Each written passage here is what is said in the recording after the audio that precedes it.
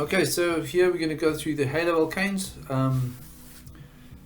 You might notice I've got some music playing in the background. That's just like I'm trying to do what they do in restaurants to cover up for other background noises that's taking place from neighbors, etc. Anyway, hopefully that's not too annoying. Right, so the haloalkanes, you'll see here they are called haloalkanes, and you can also call them alkyl halides. So there's, haloalkanes. Actually, I'll just undo that. Haloalkanes there, and you can also call them alkyl halides.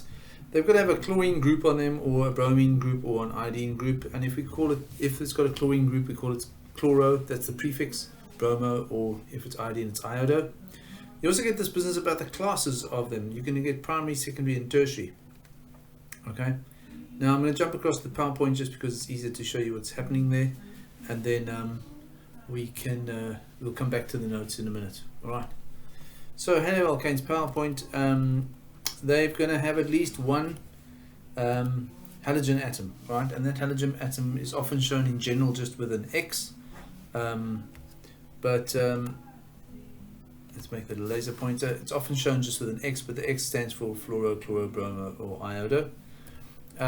They've got a general formula, and the general formula would be CnH2n plus 1. You of course can have an alkene in it, so it doesn't have to be that. If it's got an alkene double bond, you can have an alkene haloalkane, so it'll be haloalkene. Then this wouldn't be 2n plus 1, it would just be 2n. Or maybe even less. So because you lose 2 hydrogens if you put a thing on here, so it'll probably be 2n minus 1. All right, but you don't really need to know that. You're not going to be asked it. Structure names. Let's go through some simple ones. We said it was chloro. If it's only one carbon, it's going to be methyl chloromethane. Okay, chloromethane. Now, because there's no other possibilities for that chlorine, it can only go in one place. You don't need to say one chloro. So there's the name. I'll mute my computer sounds. This one has got 3 carbons, so that's a pro, and the bromine group on the first carbon, it's going to be 1 bromopropane. Obviously that bromine group could be here, so that would be 2 bromopropane, and if you remember, that would be a positional isomer because the functional group is just on a different position. If that bromine was over here, it would be the same as this 1 bromopropane because it would be this molecule just switched around. So that's 1 bromopropane. 2 iodobutane. If you want to, stop the video and try and draw it yourself and then have a look. Obviously if you've got the PowerPoint open, you'll see it in front of you, but you should be able to draw that. 2 iodobutane. It's going to have an iodine group on the second carbon of a 4 carbon chain. Alright, 2 iodobutane. And again, it wouldn't matter if it's there because it's the same molecule just flipped around. So here's the primary, secondary, and tertiary business. Remember, the carbon that's attached to the halogen must be only attached to 1 carbon, and then it's going to be primary. Okay. And here I've got a place for you to write the names as well. So obviously 1 bromobutane is going to be a primary. That's why I've got a 1 there, because the carbon that's attached to the bromo group is only attached to 1 carbon. But in this one, the carbon that's attached to the bromine is attached to 2 carbons, 1 there and 1 there. So because it's attached to 2 carbons, we call it secondary, or 2 with a degree sign. And here you can see the carbon that is attached to the bromine is attached to 1, 2, 3 other carbons. And so that's going to be a tertiary. Alright. The name for this one obviously is going to be 2-bromo 2-methylbutane, because that is 4 carbons in the longest chain, so that's a butane. Bromine group on the second carbon, so there's your 2-bromo. Methyl group on the second carbon, so that's your 2-methyl. And remember, they go in alphabetical order if they're on the same carbon, so the B comes before the M. Alright, so that's a little about the structure. Let's go and have a look at the reactions. Excuse me, 3 basic reactions you need to look at. There's a substitution, an elimination, and a combustion. Now, these get a little bit tricky here. You've got to take particular note of the conditions, because 2 of them react with very similar substances and they form different products. So we'll have a look. You get a hydrolysis reaction, which is basically as water gets split. Hydrolysis means the splitting of water, and you get an alcohol formed. And because it's a substitution, something must go onto the haloalkane and something must come off. Now, if it says hydrolysis and it's making alcohol, you can guess that it's an OH that comes on here. So where the Br was, there's now an OH, right? And obviously some things come off. What's come off? Well, a Br has come off. Okay, so the bromine group comes off, the halogen group comes off, and the OH from the hydroxide goes on there. Now I've said here in ethanol, because this thing's going to be dissolved in ethanol. I'll go through, this is a summary slide, I'll go through the actual reaction conditions and then we'll come back and just check it. But for this reaction to take place, you need ethanolic haloalkane, and you just need dilute aqueous hydroxide, and it'll take place in a warm conditions. Alright. Here it changes a bit. This is an elimination reaction. What happens here is you actually pull the halogen right off with another hydrogen from an adjacent carbon. Well, this has got two chlorines on it, but you just pull one of them off. With a hydrogen from the adjacent carbon, you form a double bond, as we did when we had elimination reactions previously, I think with alcohols.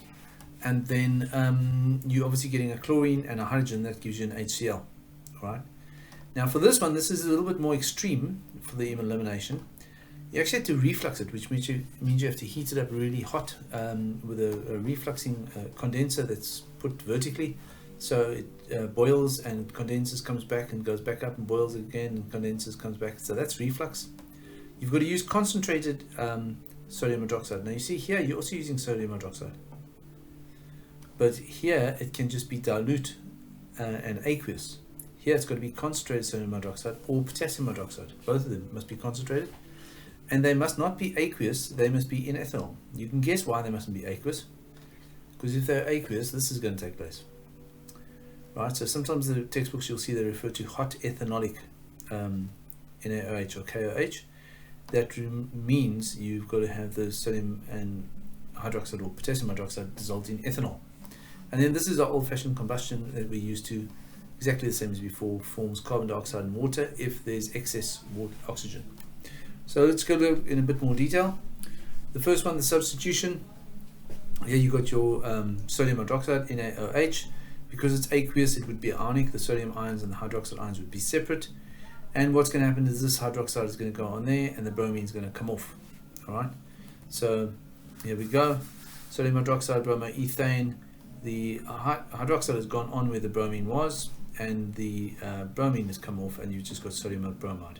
Fairly easy, but just you need to remember the reaction conditions, because this is where it gets tricky. If you sort of know the stuff, you're going to do really badly. Okay, if you think you half know it, you're going to just get mixed up. You've got to know it really, really well. If you don't know it really, really well, the substitution, aqueous hydroxide, and then the OH goes on, bromine comes off. If you only just think you know it, or you don't know it very well, you will get confused in your exam. So that was the substitution. The elimination, okay, well, we said something's going to come off and something's going to go on. So here's the example. We know the bromine's going to come off. Now, where's he going to get the hydrogen from? Because they're going to form HBr. Okay. Now, some of you might already realize where I'm going with this if you were paying attention before. Because it needs a hydrogen to come with it. So that's going to go, and a hydrogen is going to come off either this carbon or this carbon. Which carbon do you think it's going to come off from? Well, as we've seen before, the hydrogen is going to come off the carbon that has the least hydrogens on it.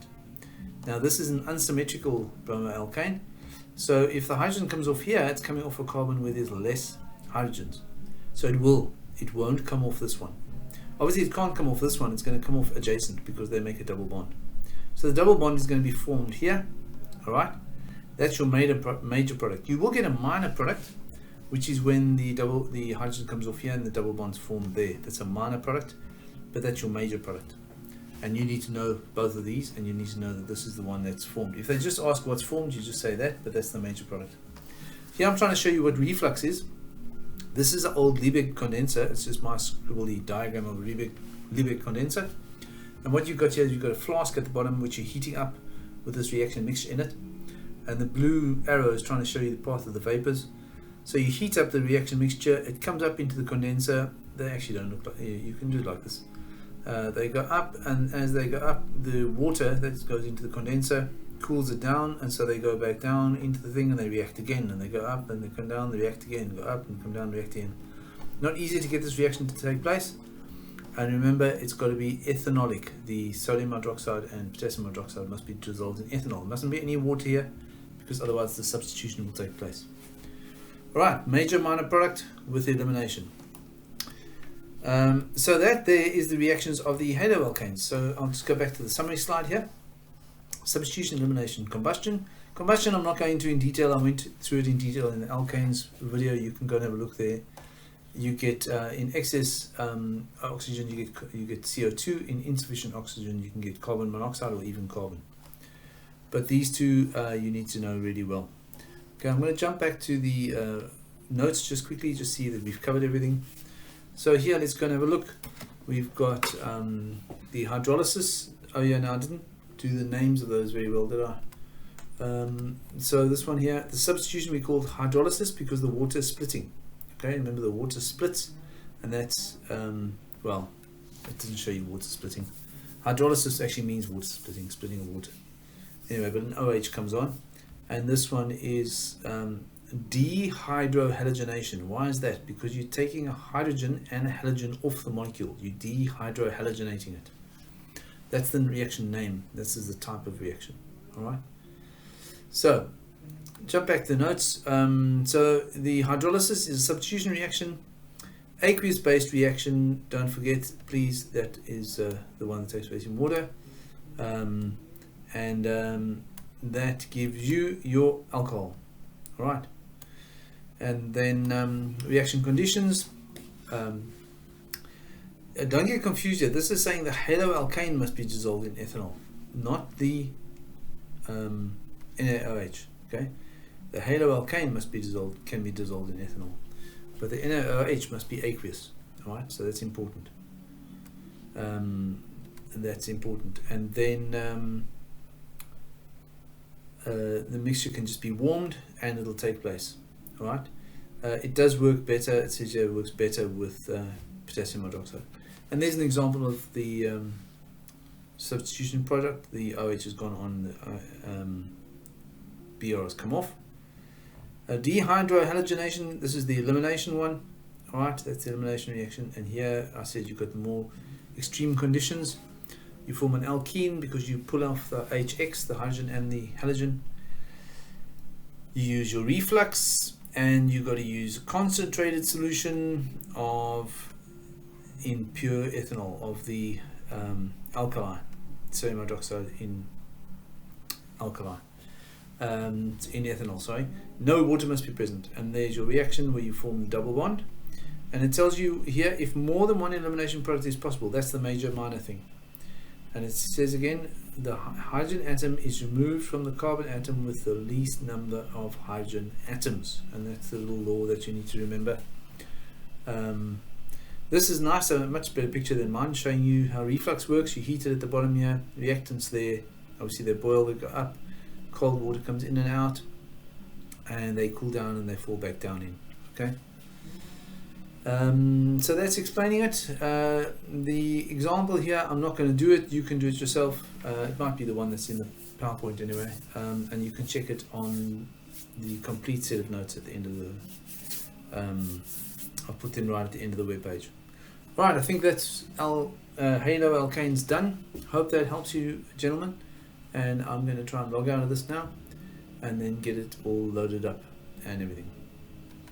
Alright, so let's stop the recording. How on earth do we do that? I think we do something like this.